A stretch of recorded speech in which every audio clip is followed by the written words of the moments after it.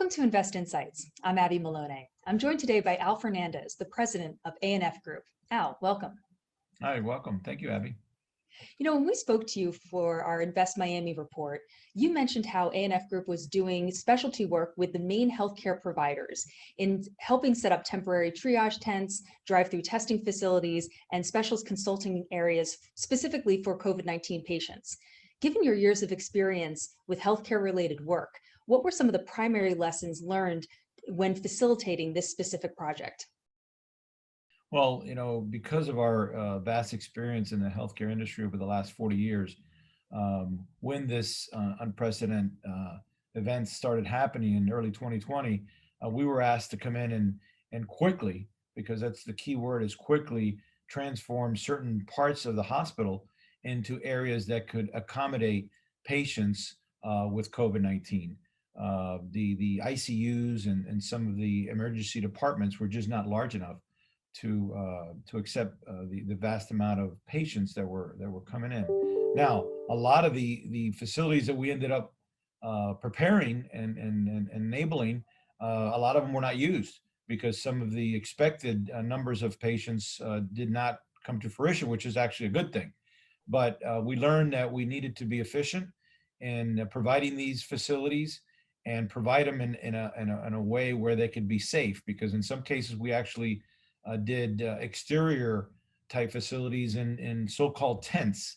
Well, there's certain things in a healthcare facility that need to be taken into consideration when building, and some of those are negative air, where the air is contained within the facility and none of the outside air comes in. So as you can imagine, doing that in an environment of a tent was not as easy as it sounds. So some of those things, again, we brought in trade partners, as we call them, our subcontractors that had vast experience in the mechanical systems in order to help us accomplish these things. So, and then since then, we've seen that it's transformed from taking care of the patients, because specifically in Florida, as history will tell you, and the statistics will tell you, there's been less cases in Florida. But now we're going into the mode of getting the vaccines. So some of these healthcare organizations are needing ways to accommodate this, the vaccine process, which, as everybody knows, is not going as fast as everybody would like. So the healthcare organizations are coming up with all kinds of ways to try to, facilitate that and improve the delivery of these vaccines, as we all know is one of the most important things that 2021 will bring to our communities. What are some of the considerations that healthcare providers have to take in the differences between testing for COVID and vaccinating for COVID? Is there a different way that they have to set up facilities, or they're in consideration of working with companies like ANF Group? How would you tackle that uniquely? Well, I mean, the only thing that I could put my finger on is obviously when we're creating facilities to take care of patients that may have COVID, there's different accommodations that are being made than somebody that's coming in healthy to get a vaccine. The person that's coming in to get a vaccine, 99 times out of 100, if, I don't know that statistic, I'm just guessing, but don't have COVID. So you don't have to necessarily be so concerned about negative air areas. So it's more of accommodating logistics, really, to get the person in, do their vaccination, and get them out in an efficient and quick manner. Registration, making sure that the person that's getting it is the correct person, all that kind of logistical stuff. So I think that's the main difference, is that in one case, you were more concerned about the accommodation because the person is actually more in a sick stage, and the other one is just more of an administrative processing stage. Sure. In March of 2020, ANF Group and the Housing Trust Group broke ground on an affordable senior housing complex in Fort Lauderdale's Flagler Village. How have the events and challenges of the past year transformed or influenced the design of the project, given the innate risk seniors have in the current environment? Well, as in any senior housing project, the initial design was such that it was done to make sure that seniors were taken care of in the best possible manner. But keeping in mind that this, even though it started in March of 2020, it was designed in the year of 2019. So a lot of the things that are now being implemented into designs of future senior facilities were not necessarily done in this particular facility that we're building. But as I'm seeing other facilities that are now being designed and coming into construction in 2021 and 2022, there'll be things like touchless elevator entrance, so you don't have to touch anything, touchless and keyless entry systems, extensive filtration systems in the air conditioning system, so that the exchange of airs are more often, so that if there's any contaminants in the air, they're processed quicker and filtrated quicker, so that the person that's in the facility doesn't get sick. So those things are starting to happen now going forward. But in the particular project that you're referring to, even though it was designed safely, was not necessarily designed with COVID in mind, because COVID at the time of design was not something that we were concerned about. During the Great Recession, the construction industry was one of the hardest hit, causing a ripple effect that resulted in lack of skilled labor that is still lasting today. Given the nature of this most recent economic downturn being completely different from the Great Recession, and that construction was deemed an essential occupation during this time, do you believe that the challenges of this past year could actually transform the way that young adults consider a career in skilled trade labor, as they now view it as a more recession resilient career path? Well, I think that's a good point. I mean, the fact that construction was deemed essential business was very beneficial for our industry, specifically for ANF.